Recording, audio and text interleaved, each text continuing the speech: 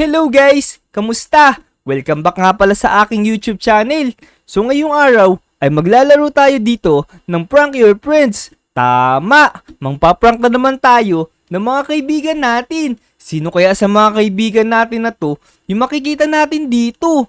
Pero teka lang mga taropa, magtatransform nga pala tayo dito bilang nakakatakot na golem. Pero hindi lang siya basta golem guys. Magpapanggap tayo bilang isang blood golem. Tama! Excited na ba kayo mga taropa? Kung excited na kayo, please make sure na i-like nitong video. Tapos, mag-subscribe na rin kayo kung hindi pa kayo nakasubscribe. So tara, huwag na natin patagalin. Simulan na natin tong video na to. Let's go! Ay! Uy! Buti na lang umaga na. Ayos! Ang aga-aga ko nagising ngayong araw. Uy! Ang ganda ng ulap ngayon. Mukhang hindi uulan sa araw na to Tsaka ang taas-taas na ng araw. Makakapamasyal na naman ako ngayong araw. Tama. Ano kaya magandang gawin ngayong araw? Alam ko na. Pupunta ako dun sa may bagong spot na nakita ko. May nakita kasi ko dun na pwede ko panghulihan ng mga isda. Mukhang marami pang isda doon sa lugar na yun. Tara. Pero bago tayo nga pala umalis, teka. Kuha muna tayo dito ng mga fishing rod sa kwarto ko. Teka, ano kaya pwede kong gamitin dito? Ito kaya mas mahaba? O ito mas maikli? Alam ko na. Ito na lang mas mahaba. Pero kahit nasa malayo ako, pwede ko manghuli ng isda. Tama. Ang galing-galing ko talaga. Pero magdala na rin tayo dito ng bucket. Baka marami tayo mahuli na isda ngayon Tsaka itong sword. Baka mamaya, bigla may dumating na zombie dun. Ang layo-layo pa naman ng pupuntahan ko ngayong araw. Ayos. Buti na lang naiwan ng tatay ko yung sword namin. Tsaka ito palang helmet ko. Munti ko na makalimutan. Kailangan ko nga pala magdala ng helmet kasi magmumotor ako ngayong araw. Gagamitin ko nga pala yung Ducati ko. Ayos, tara. Suotin ko na tong helmet ko. Yun. Ayos. Nakasuot na rin yung helmet ko. Teka. Saan kaya pinarada ng tatay ko ngayon yung motor na binili ko dati? Oh no. Baka kaya dinala ng tatay ko sa trabaho niya. Naku. Parang wala pa akong gagamitin na motor Pero teka, tingnan natin dito sa may gilid. Uy. Dito lang pala yung motor ko.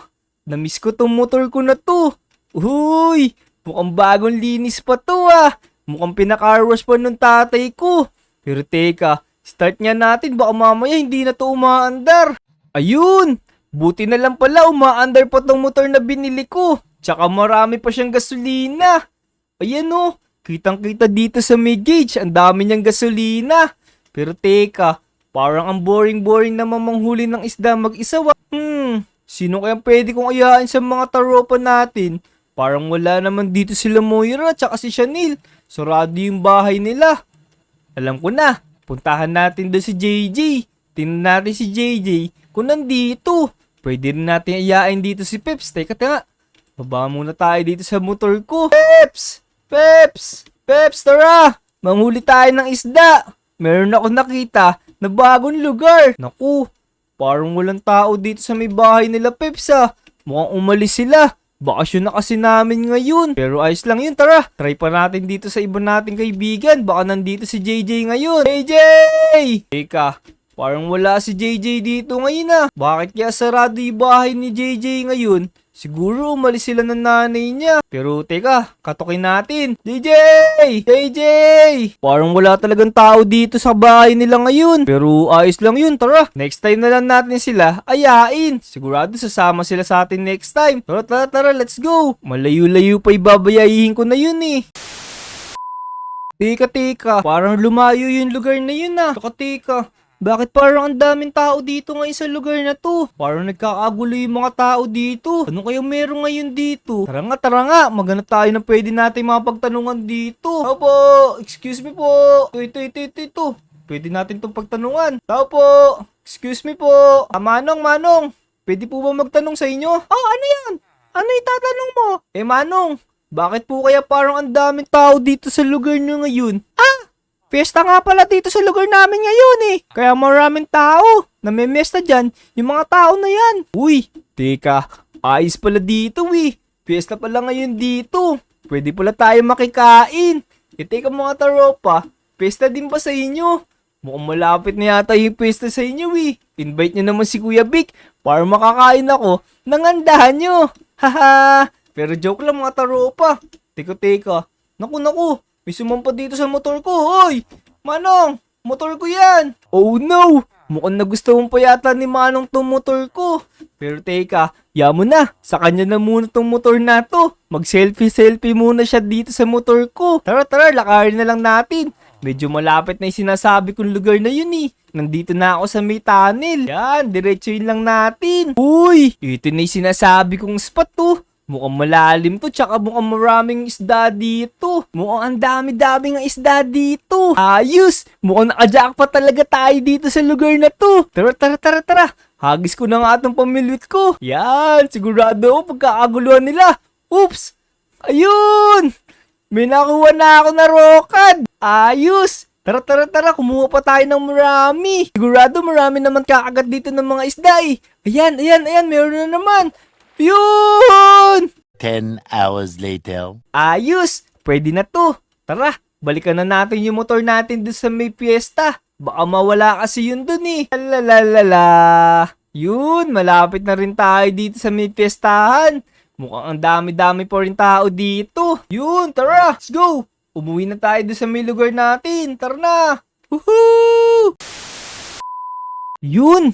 Buti na lang maaga ako nakabalik dito sa lugar namin. Makakapaglaro pa ako. Teka. Dumaan muna tayo dito sa may playground. Maaga pa naman eh. Teka, park ko na muna dito tong motor ko. Bawal kasi ito ipasok doon sa may playground. Baka masira yung mga damo. Tara, let's go. Sana may mga tao dito. Teka, walang katao-tao dito ngayon ah. Uy, parang may babae dun sa may puno. Sino kaya tong tao na to? Teka, mukhang bagong kalaro to ah. Hey! Hala! Oh no! Matanda na pala itong tinatawag ko. Naku po. Sana hindi ako narinig ng nanay. Baka pagalitan ako nito. Nagugutom ako. Baka may pagkain ka dyan. Nanay, wala pa po akong pagkain dito ngayon kasi hilaw pa po itong mga isdang nakuha ko. Okay lang ba? Palitan ko yung mga isda mo ng mga potion. What? Mga potion? Teka. Mukhang ayos to mga taropa. Pero mga taropa, sa tingin nyo, ayos ba yun? Ipamalik natin to ng mga potion.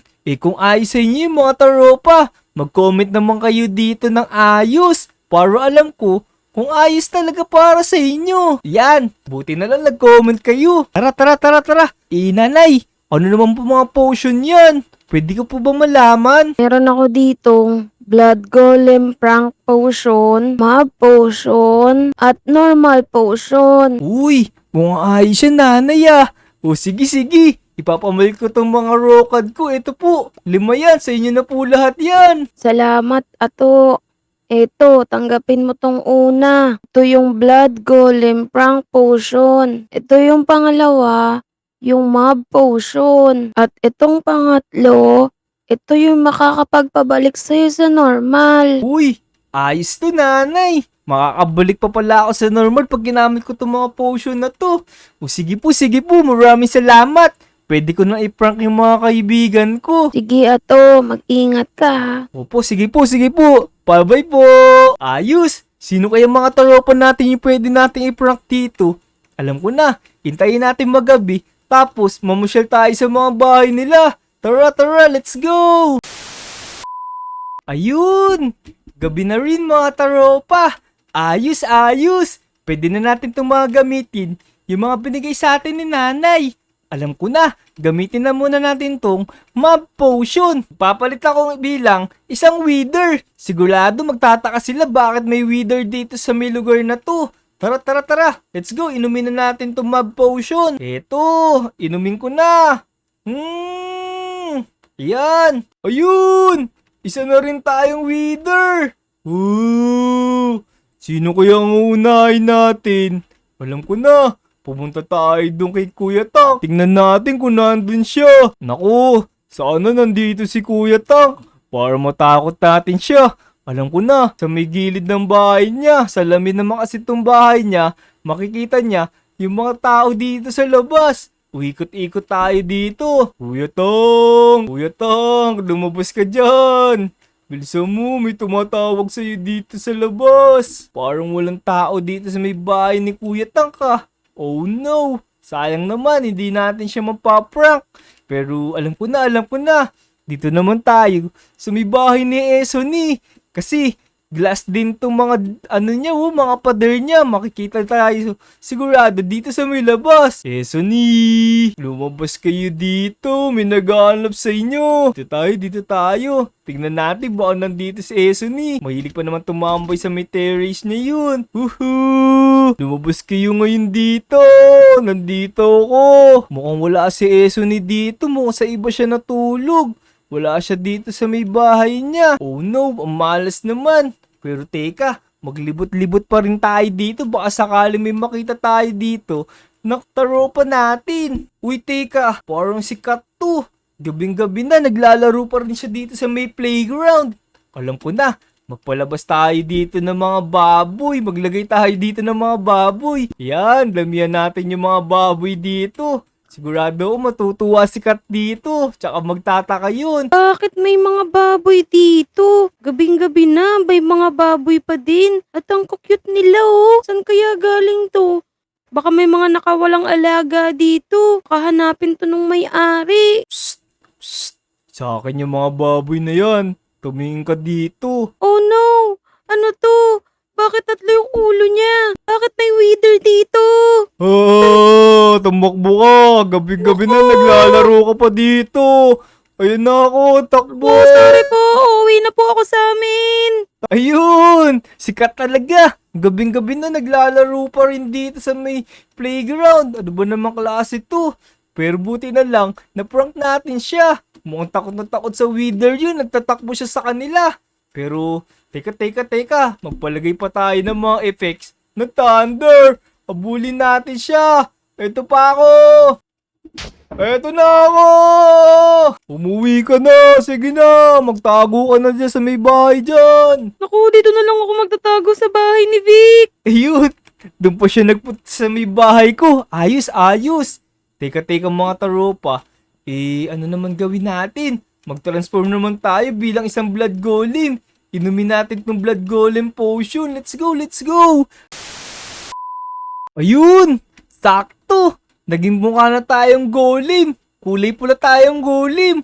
So tara. Puntahan natin si Kat ulit doon sa may bahay ko. Maglabas ulit tayo ng mga baboy. Naku, sana wala na yung wither. Baka habulin niya pa din ako hanggang dito. Oh, naririnig ko si Kat. Ayun si Kat, nasa may taas. Naku, tago muna tayo dito. Tapos, labas na natin itong mga baboy. Uy, may nakikita akong mga baboy dito sa may bintana ah. Makababa nga para mapuntahan. Yun, sabi sa inyo pupuntahan niya to. Oink oink. Naku, kumikidlat. Wawa naman yung mga baboy. Paano ko kaya sila ililigtas? Uy, anong ginagawa mo sa labas? Kating gabi na. Uy, eto na naman. May nagpakita na naman kakaiba dito. Uy na ako, umuwi ka na. Sabi ko sa iyo, ikaw na ibubuhatin ko. Lagot ka sa akin ngayon. Naku, tara. Kukunin kita ngayon. Ito akong buhatin. Naku, Buhatin. dadaling kita doon sa malayo. Naku, pahanapin po ako ng tatay ko. Huwag niyo po akong buhatin. Lagot ka ngayon. Sino po ba kayo? Huwag niyo po akong buhatin. Kidnapping po to. Haha! Teka Kat, hindi mo ba ako nabobosesan? Sino ka ba? Tara dito. Huwag kang tumakbo. Naku, baka buhatin mo na naman ako. Hindi. Teka lang. Wait lang, iinumin ko lang tong potion na to. Ito. Uy, ikaw pala yan, Vic. Bakit mo naman ako tinakot ng ganun? Ano lang. Gusto ko lang i-try yung binigay sa akin ng matandang babae dyan sa may playground. Binigyan niya kasi ko ng maraming potion Sorry. Pero, nagustuhan mo ba yung prank ko? Natakot ka ba? Oo, sobrang nakakatakot. Sorry nga pala sa pagpa-prank ko sa'yo. Sige, okay lang. Tara, samahan mo naman ako umuwi. Natatakot na tuloy ako maglakad mag-isa. O sige, sige. Tara, umuwi na tayo. So yun mga taropa, na-prank na naman natin dito si Kat. Akala niya totoong may golem na kulay pula dito. So kung nagustuhan niyo pala tong video na to mga taropa, i-make sure na i-like niyo na to. Tapos, mag-subscribe na nga rin pala kayo kay Ate Kat. Ilalagay ko dito sa description yung channel niya. So hanggang sa susunod na video mga taropa, paalam, subscribe! Subscribe! Bye-bye!